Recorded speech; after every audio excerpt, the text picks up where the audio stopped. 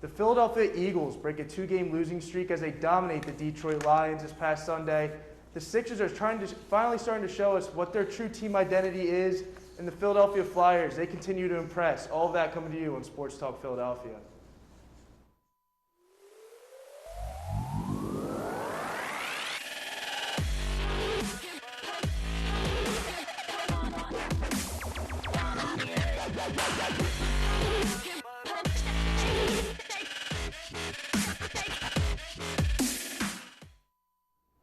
Hello, everyone, and welcome to Sports Talk Philadelphia. I'm your host for another week, Caleb Flieger. I'm joined by my co-producer, Aiden Tasinski, probably in a better mood than last week, Aiden. Much better mood, definitely. I have Mike Holden back for another episode. Mike. What's up? How we doing? And we have Shane Nolan. Shane. Oh. We're going to jump right into it. We're going to be pretty happy talking about these subjects today. We're going to start with the Philadelphia Eagles as they did defeat the Detroit Lions 44-6 this past Sunday. They improved their record to 3-5 now. Nick Sirianni finally decided to run the ball this past Sunday. They ran the ball 46 total times. Jalen Hurts, 71 yards rushing. Boston Scott, impressive performance, 60 yards rushing and 2 touchdowns. And you have Jordan Howard, who for some reason was on the practice squad for the first 7 weeks of the season. He had 57 rushing yards, 2 touchdowns, and impressive performance. I mean, this is the first week where the Eagles offense really decided that they're just going to go with the run game, and they only attempted 14 passes that game, and Jalen Hurts was asked how he liked only throwing the ball 14 times, and he said, "I like to win." So, Aiden, what was your reaction to the Eagles finally deciding to run the ball? Yes, so at the end of last week's episode, our segment on the Eagles, one of the things that I talked about was for the Eagles to win, they would need to run the ball over 30 times and get over 5 sacks. What they do this week, they ran the ball 46 times total and 37 times with the running backs and got 6 sacks. So they did exactly what I said they needed to do to get the win and completely blew out the Detroit Lions. Now, granted, the Lions are 0-7, so they're not the best team, but still, the Eagles look really dominant. And it makes me feel confident that if we keep doing this week in and week out, we have a good shot at winning a lot more of our games. Yeah, and it came to surprise to a lot of people that Nick Sirianni finally decided to run the ball when Miles Sanders, who's their best running back, is on IR now. And now they're starting to use some of the guys that we've seen in the past that have had big performances, such as Boston Scott. He's had a big performance the past couple of years, especially against the Giants. So it was great to see that we have a lot of running back depth and we can get the job done even when our number one guy isn't there. Like I said earlier, Jalen Hurts, he only did attempt 14 passes that game. Dallas Goedert had another impressive performance as tight end 1 for 6 catches for 72 yards, which is a great thing to see from a young quarterback to our new young tight end 1. So another positive sign for the Eagles offense. And Mike, I want to go to you. How impressive was this offense to you this past Sunday? I mean, we've been up and down with them this whole season, but this Sunday was beautiful to watch from the first quarter to the fourth quarter. Yeah, and it helps when the head coach finally wakes up and decides to run the ball and realizes that it works. You know, if I'm Miles Sanders, I'm at home, I'm watching the game, I'm texting Sirianni like, why don't we do this when I was not hurt, you know? And Jordan Howard, you know, I hope he's always been good, and I'm glad that we finally bring him up. And Boston Scott's someone who I've wanted, you know, to get more involved because he's had success mainly against the Giants the past couple of years, but he's been a good player for us. And, you know, if Hurts doesn't need to pass it 30 times, you know, if they have a balanced attack with the running game and keeping that defense guessing, you know, I like that game plan, but we'll see. Chargers are much different, so we'll see how that happens on Sunday. Yeah, I don't know what was a bigger shock to Eagles fans this past Sunday was how much the Eagles ran the football or how well their defense have actually performed this past week. I mean, the past 5 weeks, the Eagles defense has allowed 30.5 average points to their opponent, and this week they finally showed up. This defensive line that we chewed apart last week on this episode, they came up huge. As you see, Josh Sweat had 4 total tackles, 2 big sacks in that game, and the big number is 6 total team sacks. I mean, we only had 11 going into this week, and to get more than half is pretty good. And also, Darius Slay had a nice homecoming in Detroit. He had 1 fumble recovery that was punched out by Avonte Maddox, and he did a scoop and score for a touchdown there. So, Aiden, I want to go back to you. How impressive was this defensive performance, especially coming off the past couple weeks? I mean, especially against the Raiders where nothing was working. I mean, it seemed like Jonathan Gannon actually did an aggressive scheme this week where he sent a lot more blitzes, a lot more man-to-man press coverage with Steven Nelson and Darius Slay. Yes, I was going to say exactly that, Caleb. I mean, we literally looked like a completely different defense from the Raiders game to this game. I think the biggest thing is the fact that when we were playing man-to-man, we were actually pressing on them. We weren't giving wide receivers 10 yards of space for Jared Goff to have any passing room. When we blitzed our linebackers, they were actually trying to engage. They weren't just going in and then coming right back out, which was something that Schwartz did as well when he was our defensive coordinator. It literally looked like almost the same defense. So I think that if we are this aggressive defensively, the same way that we are offensively, like I said for the offensive segment, I think that this could be an actual playoff team if we keep doing what we do to be successful. Yeah, the big part of the defense that really impressed me personally was the linebackers this past Sunday. I mean, looking at the tape, when there was open holes on that offensive line, I mean, they just gunned that hole. And I mean, T.J. Edwards looked great. I mean, and Davion Taylor, who's a second-year player now, who was a later draft pick, he's starting to start now, and he's starting to show his progressive towards becoming a starting linebacker in the NFL. The Eagles actually did cut Eric Wilson, who was a linebacker for the Eagles, to start this season. He was a free agent signing. And Mike, does it come to a surprise to you that Eric Wilson was cut? I mean, seemed like training camp, everyone was raving about that signing, that he has a really good training camp, and now we're week 8 and now he's off the Eagles roster. Yeah, I mean, it's not a surprise. He looked terrible. And I'm one of the people who was excited when we signed him because linebacker has been a problem for this team for, as long as I can remember. And, Eric Wilson was a good linebacker and he's had a good career, but I don't know I guess there's just a curse with Eagles linebackers and it didn't work out. And, but besides that, the linebacker stepped up, the D-line stepped up, and, a guy on defense that I really like is Avonte Maddox, and I think he's really stepping up. He's been a good player, but this year he's really, taking that step forward, and along with Darius Slay, so I'm liking what I see from the defense. Yeah, the Eagles overall just had a dominant victory, and they did improve their record to 3-5, so it was great as an Eagles fan to see them bounce back in that win column because it didn't seem like they haven't won in forever. We are going to jump into the NFC East standings now. The Cowboys, they somehow pulled out a win against the Minnesota Vikings with a backup quarterback, Cooper Rush, because Dak Prescott was ruled out last minute. So the Cowboys still lead the reins of the NFC East at 6-1. You have the Eagles bounce back win. They're at 3-5 for second place solely. And then you have the Washington football team and the New York Giants, both at 2-6. Aiden, it seems like every week that the Cowboys just have a lot more, there's a way ahead of us. I mean, obviously I don't think the Eagles are in the NFC East race, but they are one game from the wild card spot. So do you think it's a possibility that the Eagles can land a wild card spot this season? I do think it's a possibility. There's a lot of factors go into me saying that. Currently, they're only one game out of the wild card, and a lot of the other teams are around 500 as well. So that gives us a really good chance. And two of the teams ahead of us right now are the Falcons and Panthers, both teams that we beat. So if we finish with the same record as either of them for that 7th wildcard spot, which would probably be our best chance, we would own that tiebreaker over them. So I think that's a huge opportunity for us. Obviously, that loss for San Francisco hurts because they're one of the other teams ahead of us. So there would have to be a lot of stuff for us to go our way, as well as the Eagles to keep winning games. But there's certainly a possibility that come playoff time, we'll see the Eagles in it. Hopefully. I do think it's a real possibility, especially because the Eagles, the remaining of their schedule, it is the easiest schedule in the NFL. So, Mike, what is your thoughts? Do you think the Eagles, they have a chance at making a wild card spot, or do you think that they're just going to lose the next couple of games and they're just going to get a high draft pick? I mean, even if they lose Sunday, they have a shot because, like you said, the easiest remaining schedule in the league. I mean, we still have 2 games against Washington and then 2 games against the Giants. So, and then we have the Jets, which, they added that extra game, which I'm glad the opponent's the Jets, So I think it's definitely, wild card's definitely a possibility. I know some people might not be happy because even if we make the playoffs, we might not do much and people, kind of want a better draft pick. But, we have 3 draft picks, so I'm not really worried about that. If they have a chance to get to the playoffs, I'm all for it. So that wild card's definitely there and, hopefully they can take advantage of that easy schedule. Yeah, the Eagles, this win really bounced them back into that playoff contending talk. I mean, prior weeks we seemed like this team was done, but a really dominating performance against the Lions, and everyone's hopes are back up, and they showed some positivity, so that was a great thing to see.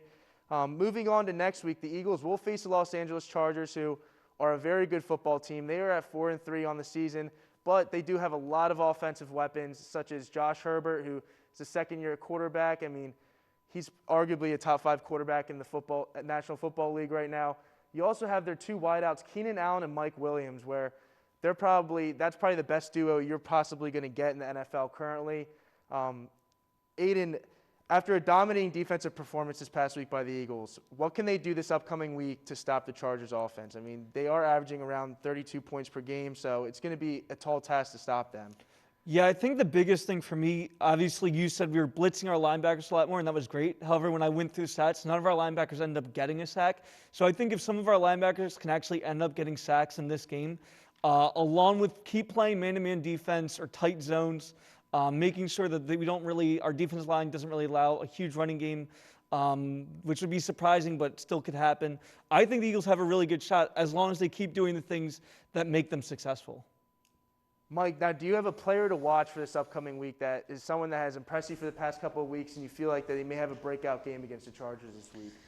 Yeah, I mean, I think, he had a breakout game last week with the 2 touchdowns, but I think it's still Jordan Howard. I mean, you have to keep Sirianni can't get away from what he did against the Lions. We were all getting on him all year, and he finally, took our advice. But we'll see if he can keep it up because the Chargers have the worst run D in the league. So if they can keep this run game going and feed Jordan Howard and Boston Scott and get Kenny Gainwell involved, I think that's the key to win this game.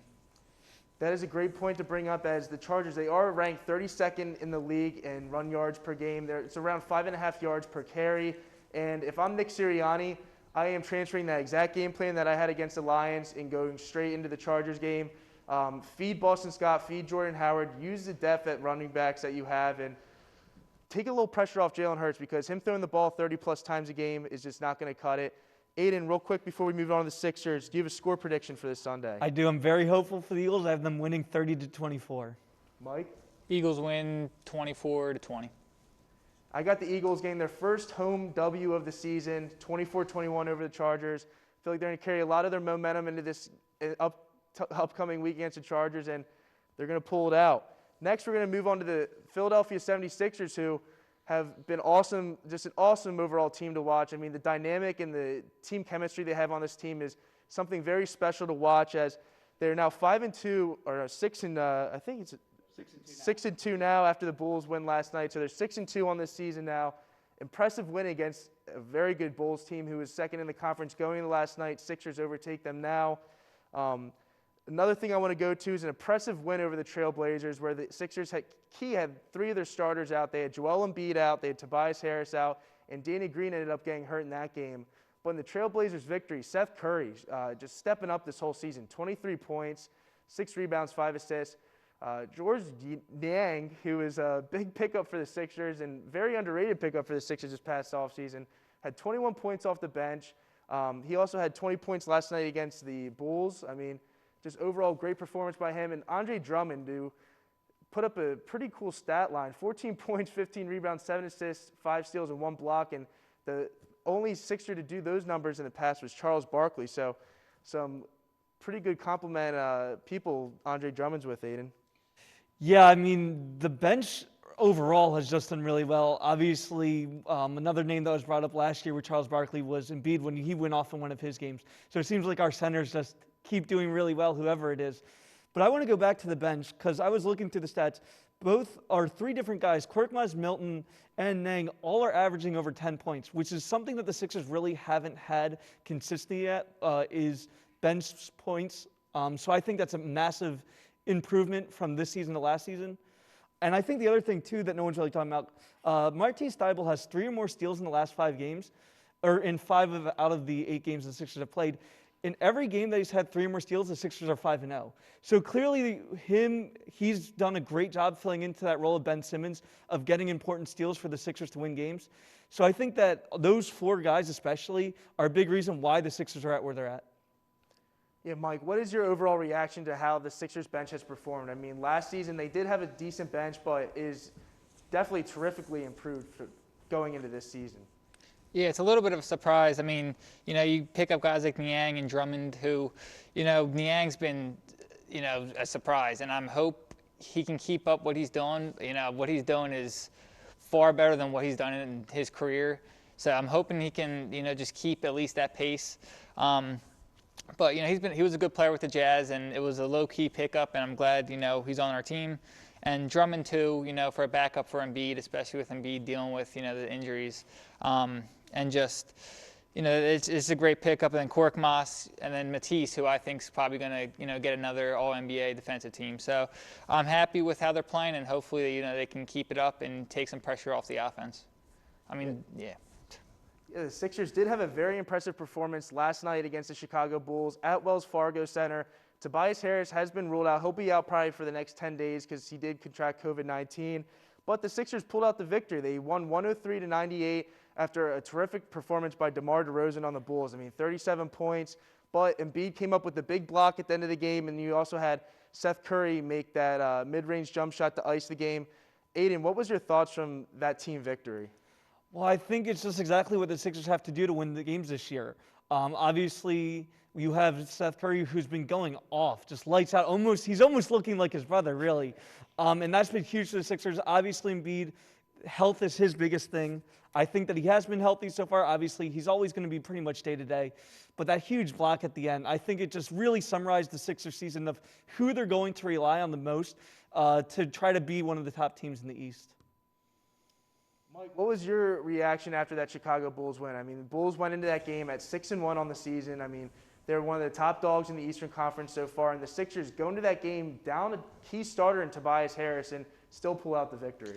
Yeah, it's it was a little surprising just how good the Bulls have been, and that win on Monday, was even more surprising. But yesterday, a great game by Curry again, who, just like Aiden said, I had to clean my glasses sometimes because he looks like his brother. And I hope he can keep that up. And, last night's win was great. Embiid, like you guys said, hasn't been, that great on offense, through the first 8 games. But defensively, he's, again, he's in line for that Defensive Player of the Year. So, it's going to be a work in progress, especially without Simmons, and just getting everybody, to mesh together. And so far, so good. Yeah, we're going to provide you guys with a little update on Ben Simmons now. Daryl Morey and Doc Rivers have had recent conversations with Ben Simmons, but Simmons is still telling the Sixers that he is not mentally ready to rejoin the Sixers. Ben also pointed this is they've offered Ben resources to get better mentally, and he has not taken them. So, Aiden, do the Sixers just need to move on from Ben Simmons at this point and take what they can get, or do you think they should just drag this out right now? I don't think they should drag us out. I think they should try trading him now, especially because Tobias Harris, Seth Curry, and Joel Embiid look like a great big three for the Sixers. Obviously, it would be really nice to have Ben's defense on that team.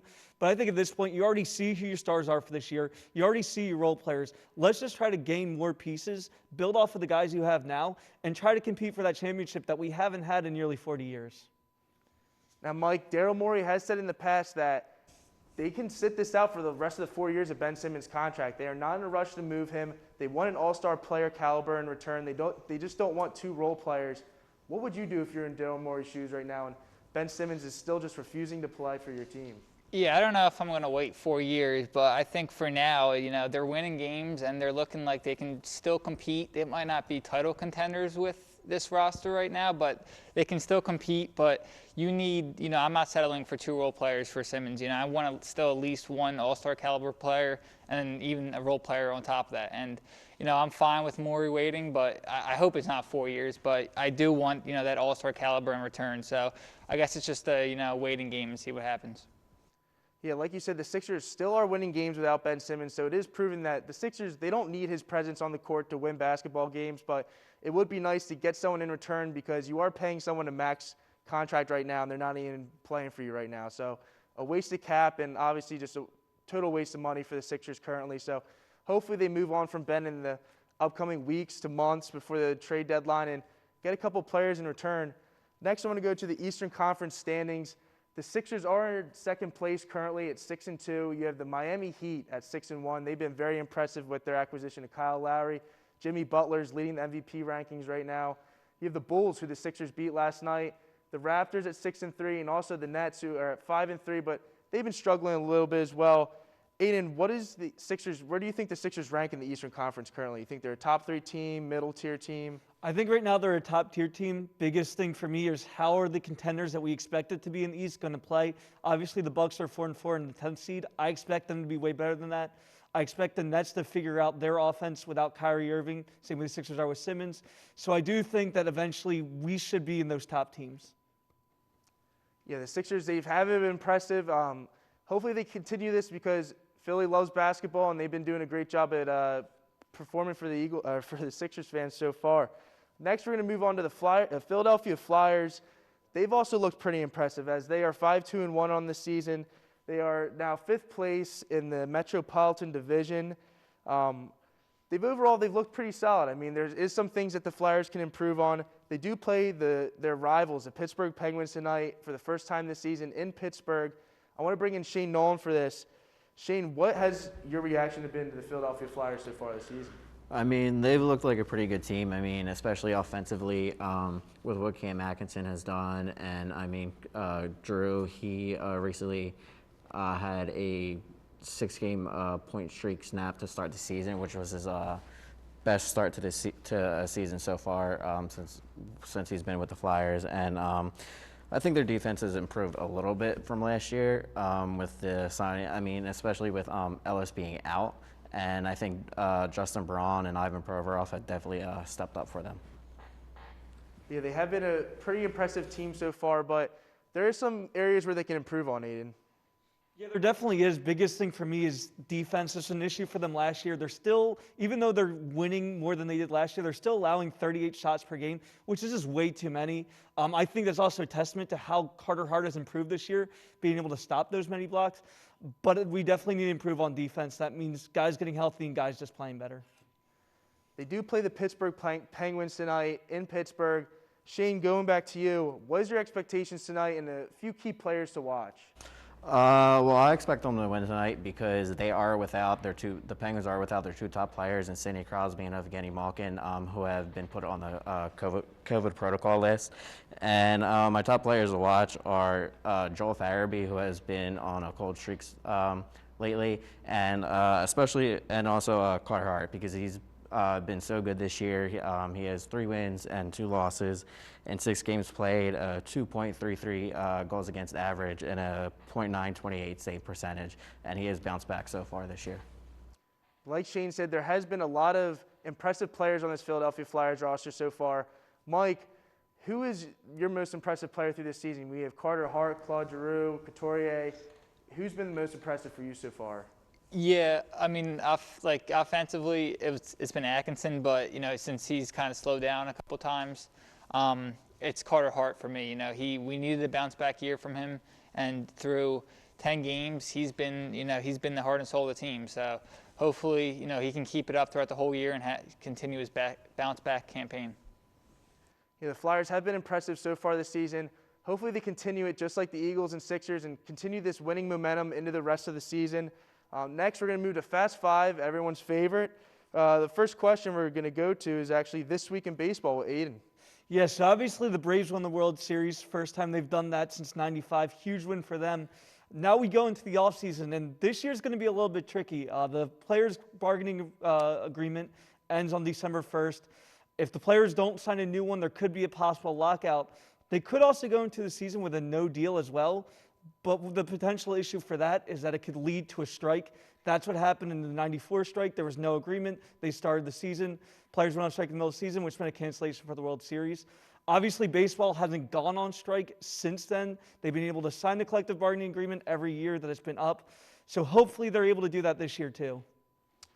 That is probably our last This Week in Baseball for a little bit now. As Aiden said, the Braves did win the World Series, sadly for Phillies fans, but hopefully next year for the Phillies, they'll be in that position. Next, we're going to go to Mike, the best NFL team through 8 weeks of the NFL season. Yeah, I think it's the Arizona Cardinals, even with that loss last week. They're A.J. Green just paying attention and looking at the ball away from winning that game. So, I still think it's the Cardinals. Their receiving core, now they add Zach Ertz, Philly legend, Eagles legend. that offense is still deadly, and then, their defense has been good. So I still think it's the Cardinals, even with that loss last week. But like I said, they were A.J. Green's mistake from, getting the win. So I still believe it's the Cardinals. Next question we're going to move to is the best acquisition made by NFL team at the trade line that just passed. I'm going to take this one. It was a very slow NFL trade deadline compared to other years, but one big move that I thought the Los Angeles Rams made was getting linebacker Von Miller, who has been on the Broncos his whole career, but has been an All-Pro and a Pro Bowler in pretty much every single one of his seasons. Adding Von Miller to that already stacked defense where you have Aaron Donald and Jalen Ramsey, just makes that Los Angeles team a true Super Bowl contender. If you've seen the Rams the past couple of years, they've really built their team through free agency. They don't have a lot of draft picks because they're trading for players. As you saw, they traded for Jalen Ramsey, their quarterback right now, Matt Stafford, the running back, Stoney Michel. So they did trade for a lot of pieces, and that seems to have been working for them as they have been winning a lot of football games the past couple of years under Sean McVay. Next question we're going to go to, we're going to Shane for this one. Best NHL team so far in this young season? To me, it's the Carolina Hurricanes. They are 9-0 to start the season, and their two top players, Andrei Svechnikov and Sebastian Aho. Andrei Svechnikov has 7 goals, 6 assists, and 13 points, and Sebastian Aho has 5 goals, 6 assists, and 11 points. And also their goaltending has also been very exceptional this year. And our last Fast Five question we're going to go to, Aiden, for this last one. Early NBA MVP candidates so far? Yeah, so right now there's a lot of really great players that are stepping up. Biggest one for me, Paul George.